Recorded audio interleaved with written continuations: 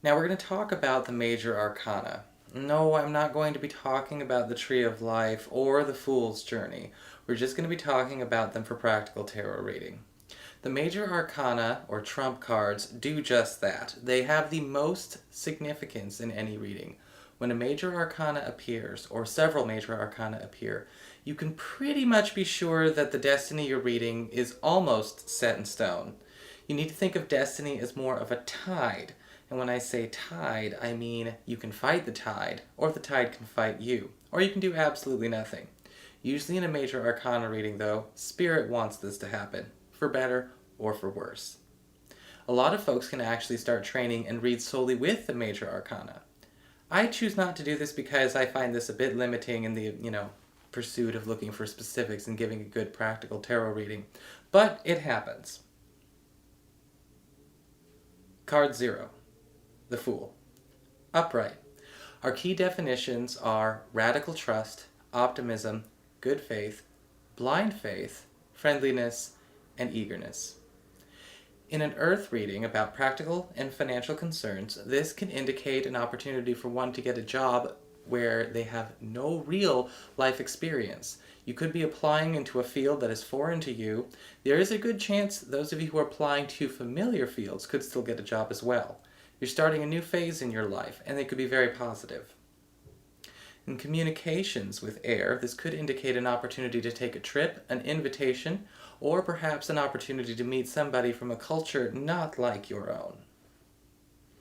As a challenge, the Fool card upright indicates with fire that there is a good chance that you might not actually be taking the right kinds of risks.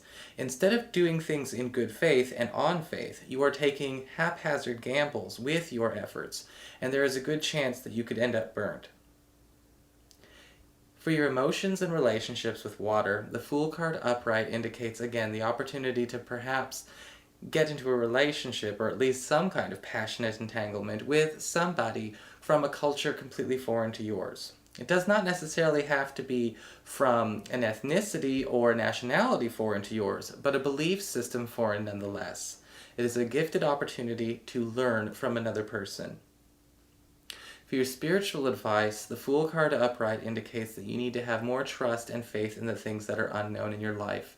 There's a chance now that you have been spending way too much time closed up, isolated, or maybe just a bit too rigid in your assessment of the world around you. Be less discriminating. Reversed. The Fool card reversed can indicate somebody who is going out of their way to feel free because they don't feel free. And this can be a risk.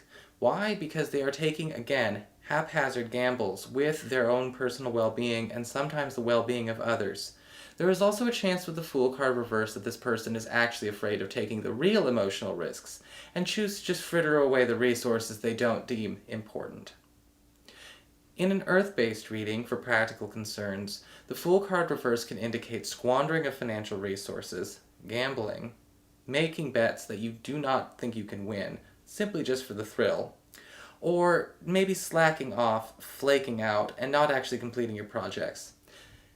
In an air card reading, for communications, this could indicate a situation where you are most likely dealing with somebody, or perhaps yourself, who is sabotaging agreements, somebody who has a fear of making commitments, not just romantic, but platonic and professional as well.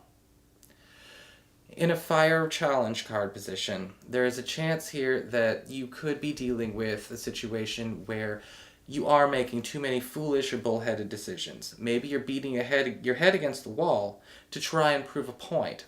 It's not working.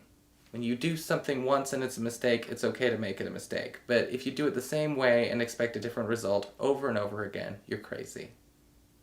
For your emotional readings with relationships, we do have a situation with the Fool card reverse where one person is taking instant personal gratification and giving that priority over the peace of mind or well-being of the couple itself, being inconsiderate, doing things for me, and thinking they're the center of the whole wide world.